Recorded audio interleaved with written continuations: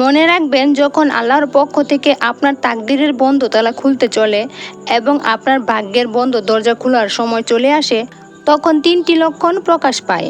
মনে রাখবেন, যখন কোনো ব্যক্তি অন্যের বিপদে সাহায্য করে, তখন সে সবার প্রথমে নিজে বিপদ থেকে মুক্তি পায়, আল্লাহর মনে শান্তি দেন। তো যদি আপনি আপনার ভাগ্য বদলাতে চান, তখন সেই সময় কাউকে সাহায্য করুন, কারো উপকার করুন, কোনো দুঃখী ব্যক্তির দোয়া নিন।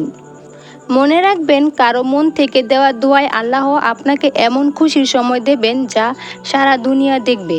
জানেন কি, গায়েব হচ্ছে খুশবুর মতো। এটি সবার প্রথমে সে জানে যে এই খুশবু ছড়ায়।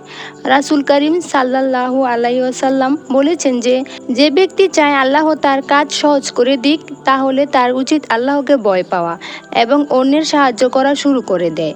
কারণ যে ব্যক্তি অন্যকে সাহায্য করে, তার জন্য আল্লাহ তাআলা আকাশ থেকে সাহায্য পাঠান। এটা ভাববেন না যে পড়ে যাওয়া দেয়াল আপনি বাঁচিয়ে ফেলবেন, বয়ে যাওয়া পানি আটকে ফেলবেন, কাজকে ভাঙার আগে বাঁচিয়ে ফেলবেন। যে জিনিসে আপনার মর্জি মোতাবেক হয় না, তার উপর কিছুটা অপেক্ষা করুন, কারণ এই আফসোস ও নারাজ এবং সেই জিনিসকে খোঁজা কখনোই আপনার ভাগ্য বদলাতে পারে না। বরং আল্লাহ তখন তাকদির বদলান যখন আপনি আল্লাহর সামনে সেজদায় লুটিয়ে পড়েন আর মনে কোনো অভিযোগ না রাখেন। তখন আল্লাহর সাহায্য আপনার জন্য কাজ করা শুরু করে দেয় আর এমন উসিলা বানান যে মানুষের বিবেক হয়রান হয়ে যায়। কুরআন বলে, আর তিনি ব্যতীত কে আছে যে কষ্টে থাকা ব্যক্তিদের ডাক শোনেন, আর যে ব্যক্তি নিজেকে আল্লাহর কাছে সুপথ করে দেয়, তাহলে বিশ্বাস করুন সে এক মজবুত সাহারা পেয়েছে। আর অবশ্যই সকল কাজের পুরস্কার আল্লাহরই তরফ থেকে। আর যদি আপনার মনে এই প্রশ্ন আসে যে আপনার বদনসিব কিসমতে লেখা হয়ে গেছে, তাহলে এখন কি হাসিল করব, তাহলে জেনে রাখুন, আসল বদনসিব তো সে যে নূরে ঈমান থেকে দূরে সরে গেছে। এক রেওয়াতে এসেছে যে, যার কাছে বিশ্বাসের দৌলত নেই সে না পেয়েই আটকে গেল।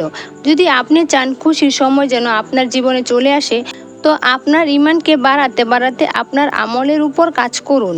আল্লাহ কুরআনে বলেন, তোমার উপর কোনো মুসিবতই আল্লাহর হুকুম ছাড়া আসে না।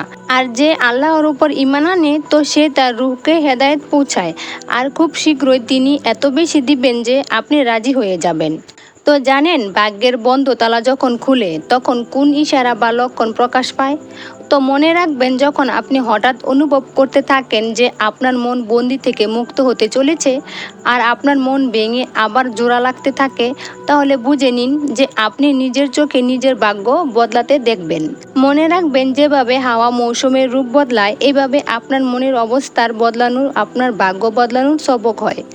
আপনার শহর আলোকিত হওয়ার আরেকটি লক্ষণ হলো যে দুনিয়া আপনাকে দূরে ঠেলে দেয় আর আল্লাহর ভয়ে আপনার চোখ দিয়ে পানি পড়ে, তাহলে বুঝে নিন আপনি সেই ভাগ্যবান যার রাস্তা খুব শীঘ্রই আলোকিত হতে চলেছে। আল্লাহ বলেন, হে নবী সাল্লাল্লাহু আলাইহি ওয়াসাল্লাম, বলে দিন যে, তুমি যদি আল্লাহকে ভালোবাসো তাহলে আমায় অনুসরণ করো, তাহলে আল্লাহ তোমাকে ভালোবাসবে এবং তোমার গুনাহ মাফ করে দিবেন। আর আল্লাহ অধিক দানকারী ও অধিক রহমতের মালিক। আপনি শুধু আপনার কাজ যা আপনার সামর্থ্যের বাইরে, তা আল্লাহর কাছে সুপথ করে নিশ্চিন্ত হয়ে যান, কারণ আপনার জীবনের অভিভাবক যে আল্লাহ, যিনি সকল বেরঙের বস্তুকে রং করতে খুব ভালো জানেন, তিনি খুব শীঘ্রই আপনার ভাগ্যের মেরামত অনেক সুন্দর রং দিয়ে করবেন ইনশাআল্লাহ। আমি দোয়া করি আল্লাহ সকলের দোয়া কবুল করুক, আমিন।